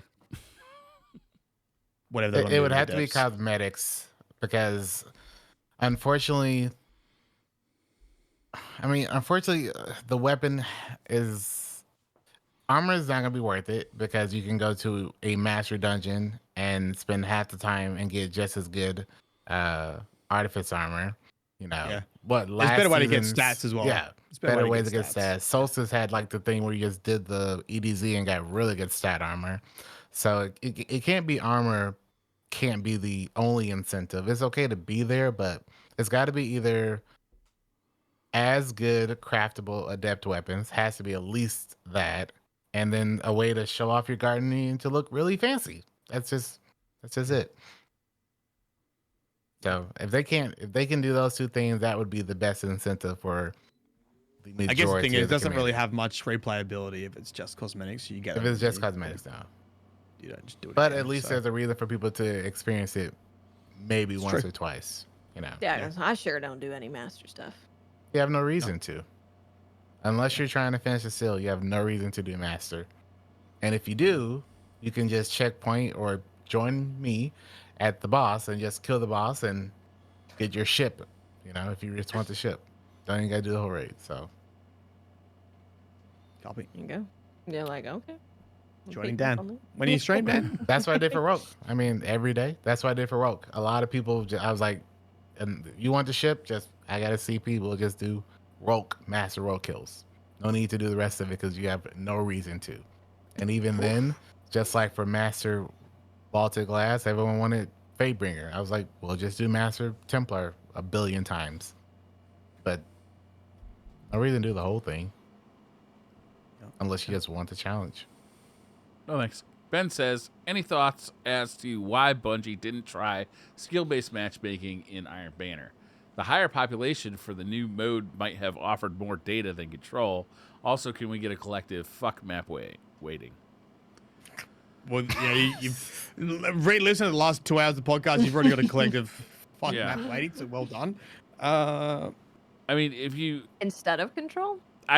This was my biggest complaint when they were talking about all the numbers of week 1 of skill-based matchmaking while they were having a free week of play, plus they had just been added to the Epic store. It's like the numbers, who cares what the numbers are when they're an anomaly? We want to know what the numbers are like on an average day halfway through the season, right? When the player population has gone down. That's why, again, I would have loved, like, having that data is great, and I would love if they were, like, in there saying, we will make sure to give you more data when we get, more settled into the season. I just want to know what's going on. I want to know what your plan is. Where are we going? I'm on a ship, and currently you're just driving me into a storm, and I'm scared I might die. But if you have a plan, maybe I'll have some faith. I kept saying that, chat, I'm dissenting. You need to put me in the jail, because right now I'm just going, nada, nada. Cult of Lamb reference. Holly says, how would y'all feel about Finch abandoning his knight and possibly taking up Eris as a guardian? And do you think she would accept another ghost? No, I think Eris is in a really comfy spot at the moment. I think she from her talks with the Drifter, she sort of accepts the pain. She's accepted the pain of her past, right? Yeah. I don't think Eris would be reborn. She did get a giggle though out of Crow. Crow made her golden gun for her, and she shot some golden shots into the night. That's she did like that. That was fun. She did like that. She did. Had a good time. I just imagine, like, here, hold this golden gun, just like melts through your hand.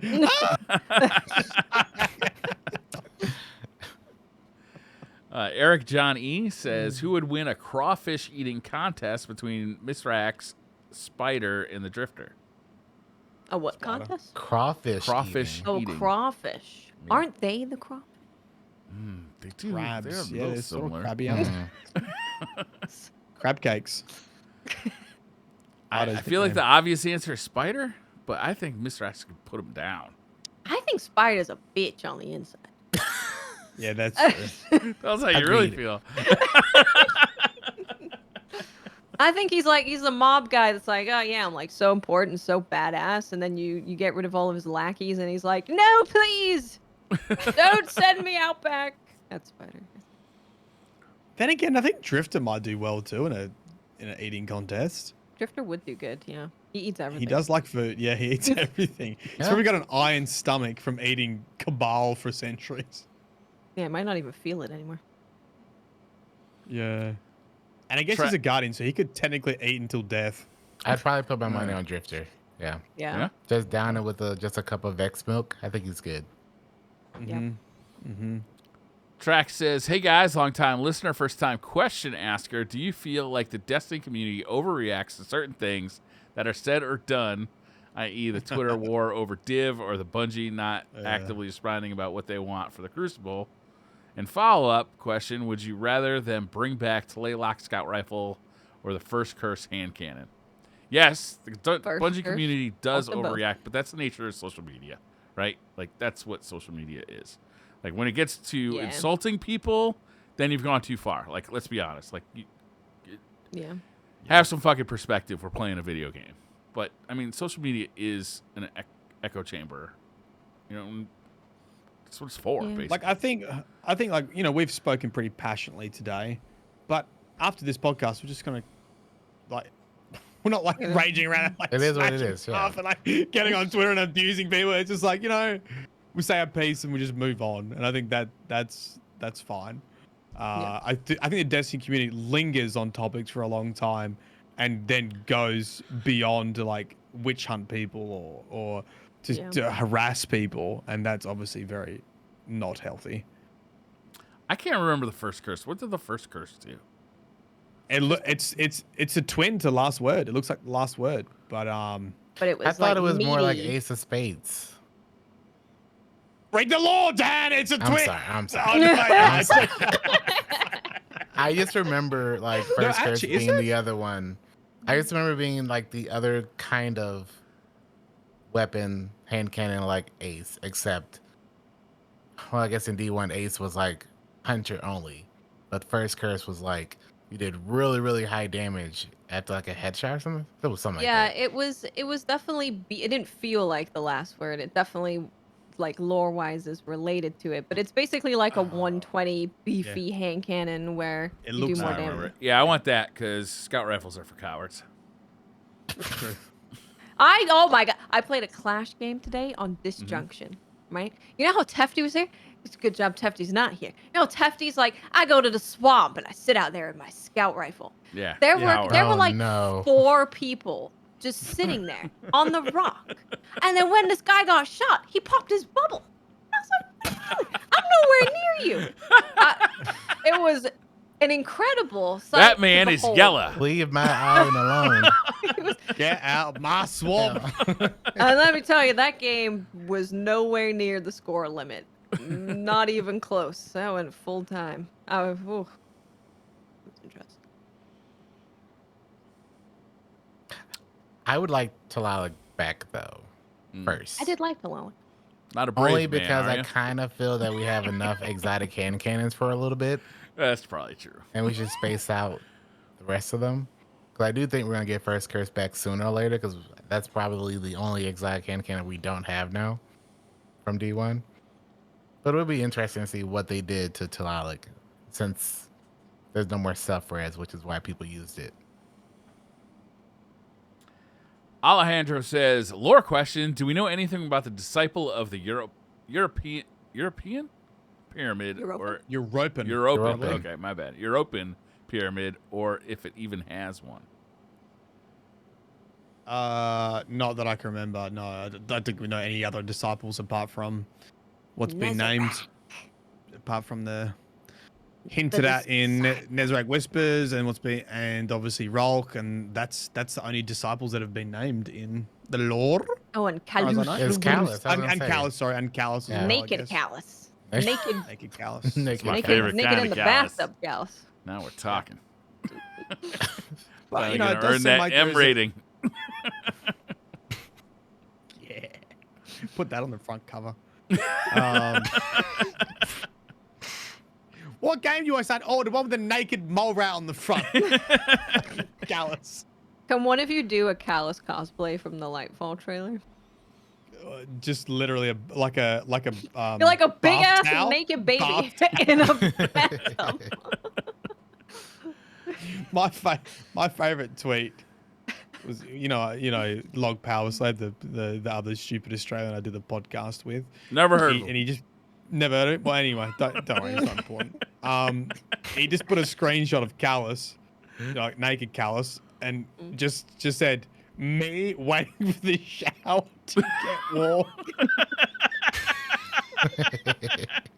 That's pretty accurate. So true. Just sitting there, waiting for the shower to get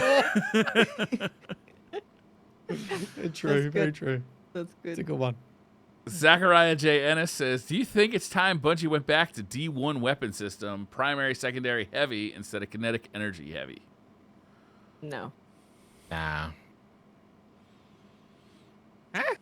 It's the same thing with more steps, right? It's like the same thing.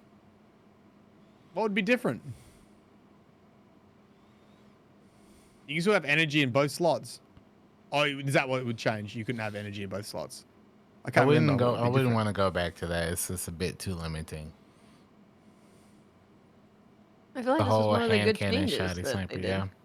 I think it's I think this better was one now. of the good changes. I honestly feel like going to kinetic energy heavy was going back to primary, secondary, heavy. It's a little more flexible than primary, secondary, heavy, but that's essentially what they did. Is they said, okay, the D2 vanilla system, nobody liked it, so we're going to bring back the D1 system. We'll modify it a little bit, but yeah.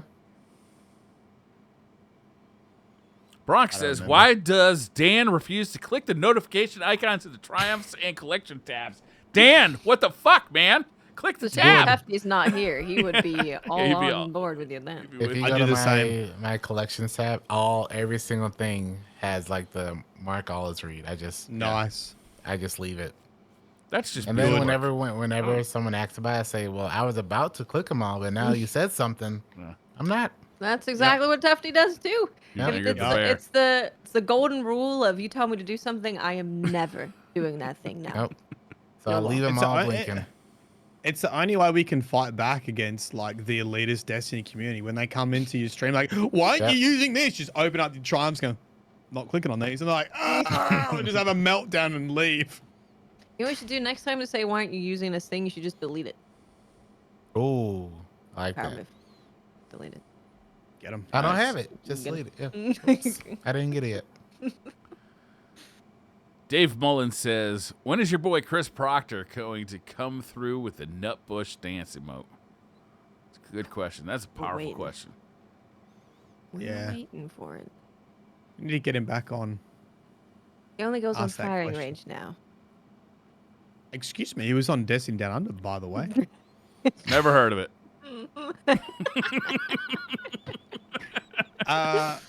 He doesn't want to come here and talk about the Nutbush and pen licenses.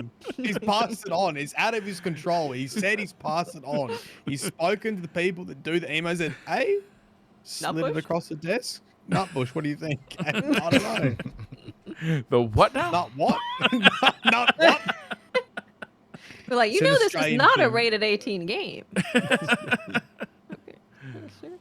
Clancy 5000 says, an appreciation post for Dan, who got me Divinity and my first Kingfall run, both occasions before I'd even had breakfast. Oh. Two, part of the problem, Dad. Yep.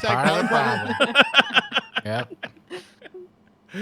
2, what's everyone's favorite weapon roll this season, and have you got it, or are you still chasing it? I have a couple. So the Iron Banner sidearm, allied something. Yeah, allied something. Yeah, I can't remember. Allied. Iron Banner does like burdens and forges and stuff. The allied forge burden. Yep. Whatever. What is it going on? So I wanted it with rangefinder demand. Allied demand. Thanks, Ghost. I wanted it with rangefinder and gut shot. So gut shot is the thing that makes you do more body damage, but with less aim assist, basically. Target, yeah. And for sidearms, it's great because I am not aiming at your head. Nope. I'm just aiming somewhere. So pair that with Falcon, which rest in peace, we'll never be able to use ever again. gonna be gone forever. It's really nice because you do more damage to the body. Come out there, you got range finding, you got the range going on. You do more damage to the body, you got more damage because of Durfalcon. Very good. I highly recommend trying Gut Shot on sidearms. It's really good for sidearms. I haven't found a good spot for Gut Shot yet. Maybe I need to try. Then again, I don't know. I can never get sidearms working with mouse and keyboard. I'm just plug in a controller, Mylan. It's time. You've had a baby. Pack it up. True. Put the mouse away. True. You like pulse rifles? They're better on controller. Who was switching over? Cammy's switching over to controller. Yeah, he wants to go play on Xbox. Yeah. Oh. Yeah. Why? I think I read a tweet where he wanted to go to Xbox because then everyone's using the same input method, whereas on PC they could be using anything. And his thing is he wants to compete against people using the same thing at the same level and everything, so he wants to like master that. Okay. Yeah. He's a madman. That's true, I guess. But like, yeah, he's very good. So what are your other roles you got? I really like the seasonal sidearm as well. It's the seasonal sidearm. Sidearms are great. Same with the bodega. I would not call it a I got the seasonal one with Jolt Shot. Yeah, it's got Jolt Shot. It's got Rangefinder. Yeah. What's Jolt Shot do? Well, you know, Jolt's like the, is it Doonies? What's the little when you hit something and the little electricity goes from every enemy. Jolt Shot's like that, but like in a perk. So when you kill something, you reload, and when you shoot them again, like they chain lightning in around the ads. Yeah, Jolt Shot is great. Yep. I got it with, so I want to craft it, but I've not had a red border one drop ever. I've not had any red borders drop. It is stingy this season, let me tell you. Why did they move away from getting at least one red border a week? That it felt completely reasonable to get one guaranteed one a week. So and it'll take you 5 weeks. Yeah, that's a long time. Yeah, Callus Mini like, great. I'll get a Callus Mini tool in 5 weeks' time. Perfect. Yeah. Whereas right now I'm like, oh great, I haven't had a red border drop for any of the weapons that I want. Will I ever get it? Don't know. There's no way to guarantee it. It's possible as hell. Oh, yeah. Not after the way you've been talking today. I don't know why they keep changing that. Yeah, you're getting nothing. Oh, I know.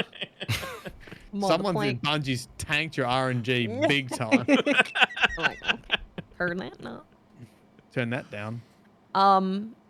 Yeah, I got one with perpetual motion and rangefinder. That just feels really good. It's just a good feeling sidearm. I'm like, if I am in the distance where the range where the sidearm does good, I'm not gonna lose this gunfight. It's not happening. It shoots too fast. Does a lot of damage. It's great. Yeah, I would definitely. You know what? What if we did Master Catch Crash, and the pinnacle you get from that is a red border? Guaranteed red. Yeah. Yeah, or the penny. Yeah, exactly. Yeah. Ang bangarang. I'm sorry. Go ahead. Hold on. I got me BXR. I finally crafted me BXR God roll, courtesy of Astrocross's video. I did the glitch. It still took so long. It does. I can't imagine doing Days of Eternity legit to get red borders, to actually craft that stuff, because I cheated to get it. Did the glitch for it. Just kept opening chests. Got enough BXRs, and then like just getting that leveled up. I refused to just play other activities, so I used BXR in Crucible and just played Crucible until it was level 20, and it took some time, a long time, but it's nice. Got kill clip, perpetual motion. BXR is great. BXR is really nice. Yeah, it's really good.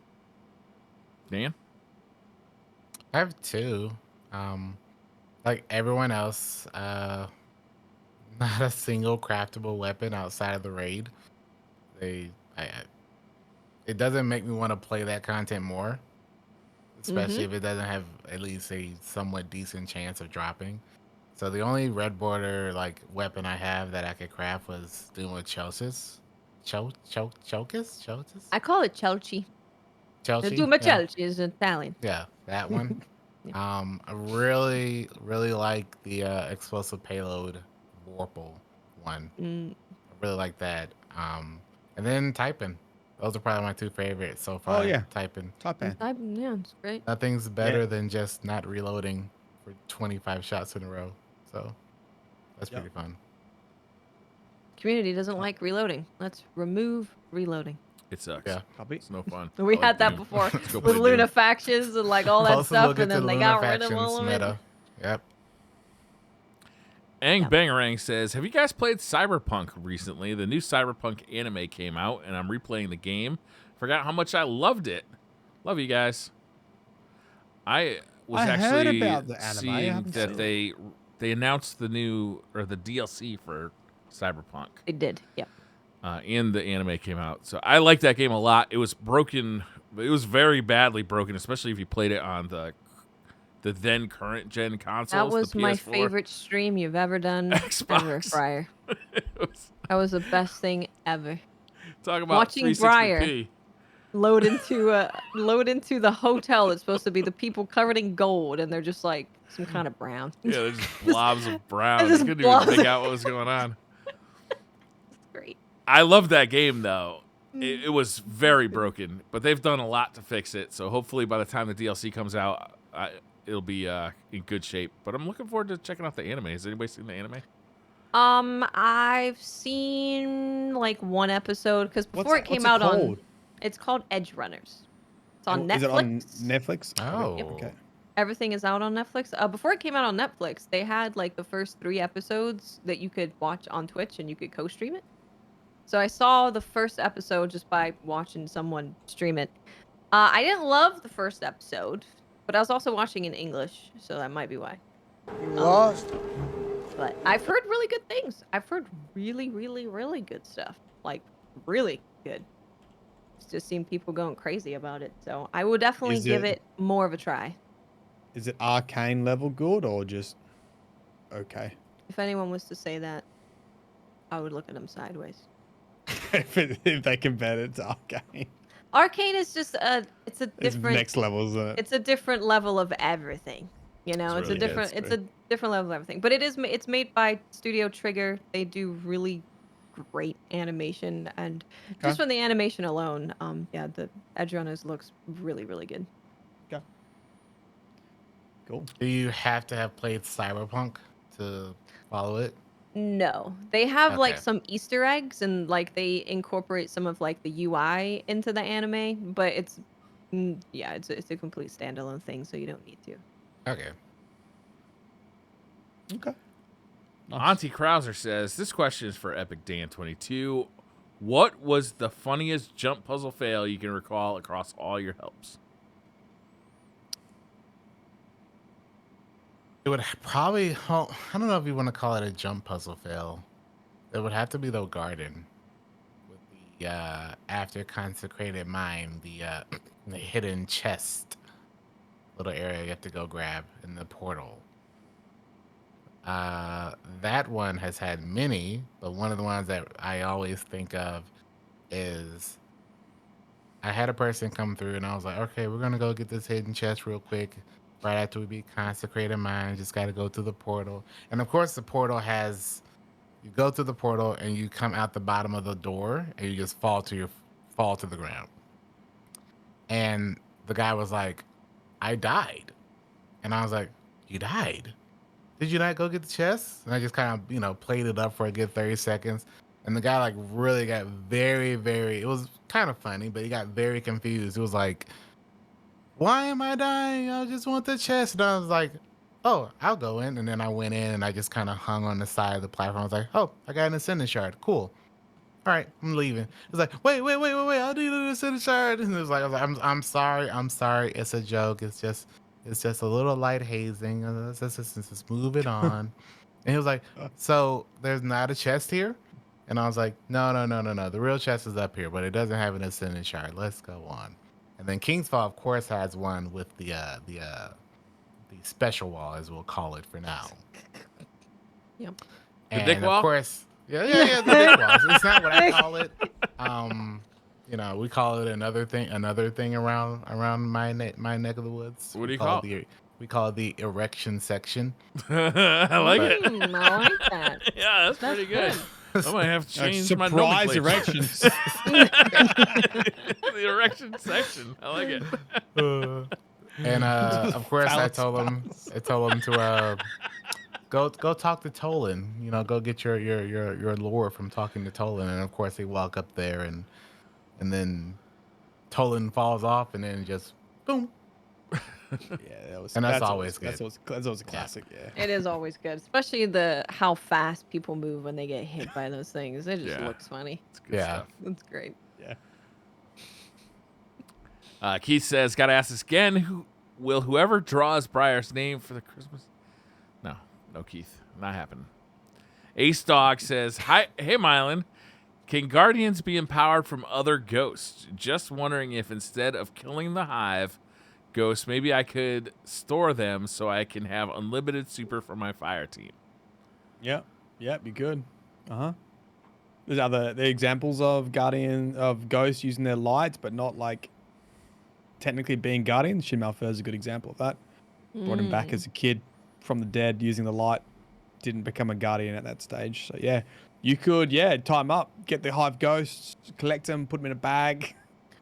Mylan, does that mean that Zavala could have resurrected his son all that time? Ooh, His ghost could have. Yeah, I guess so. Oh. Zavala doesn't care. No wonder she was pissed. Maybe does he know he can do that? No, it's a very rare circumstance. What happened? He knows. He's just like, I don't want to res him. No. He's kind of a prick. He's big. He's Like like an annoying kid in his angry early adulthood. What was he, 20 or something? Let him go. Oh, there's nothing we can do. Please, Zavala, use your ghost. There's nothing we can do. He's no res. Blandy McBlanderson says, "It's probably not fair to keep asking Dr. Mylan to keep explaining Australian things to non-Australians, but I saw a clip on Twitter from an Australian kids show called Round the Twist, and I feel like I need an explanation and maybe a hug. What is Round the Twist?" Dude, Round the Twist. Every Australian knows about Round the Twist. It was like your after-school program, or if I don't know if this happens in the US, when you have like swimming lessons, you get on a bus and go to the pool. There was always sometimes you have a good bus, and there'll be a TV at the front, and it was always Mr. Bean or Round the Twist. That were the two things that were playing on the TV. I do like Mr. Round the Bean. Twist was like these high school kids that move into a haunted lighthouse, and essentially it was a bit like a funny Goosebumps almost. There'd always be something weird and wacky that would happen.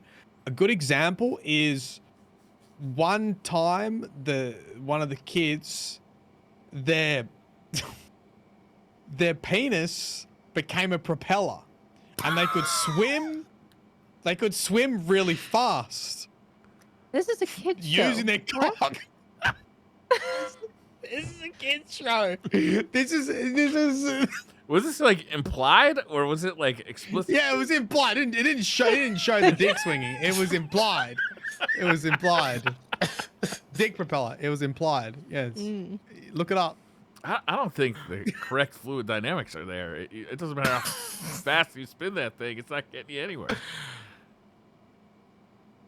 He won all the swimming races. That was the whole. Obviously, he would win. Yeah. I don't know if I want to Google kid wins swimming by I wouldn't Google that. I wouldn't Google that. We'll I get on will a find list. the link for you. So I Get on a list. Round the Twist. Round the Twist. Swimming. Swim. Here we go. Can you show it? No, you can't All show of us? it. No. Okay, so the thing I is, don't think he you eats a No. magical fish or something like that. That's like Oh. what happens. So there's drug use. and then And that propels the penis. yes, Got it. Eat fish, it's good for your penis. yes. There you It's go. it's a good show. Round the Twist. Round the Twist. Round the Twist. Lord Beerus says, if Bungie made a Tekken style with Destiny, who would be your main and favorite ultimate? And yes, Callus would be in it also. Ooh, do Assuming you get this to is see Callus in a fighting bath? game. Yeah, Callus. Dude, I would Rolk. I would Okay. be a Rolk main. I'd have a glaive. I'd have big old kicks. Good kicks. Yeah. Sorry, can I interrupt for a second and read you the description of this episode? Please do. Sure, yeah. Everyone knows that Bronson, that was one of the main characters, will eat anything. But when he swallows a rare whirling dirtfish, nobody could have guessed his willy would spin like a propeller and he'd become a human outboard motor. How did you not see that coming? So obvious, you know? You eat that and then boom. Were there a lot of genital discussions in kids shows in Australia? Honestly, there was a really weird time in Australian TV. A really weird time. Really weird. What was the question? If Bungie was a fighting game, who would your main be?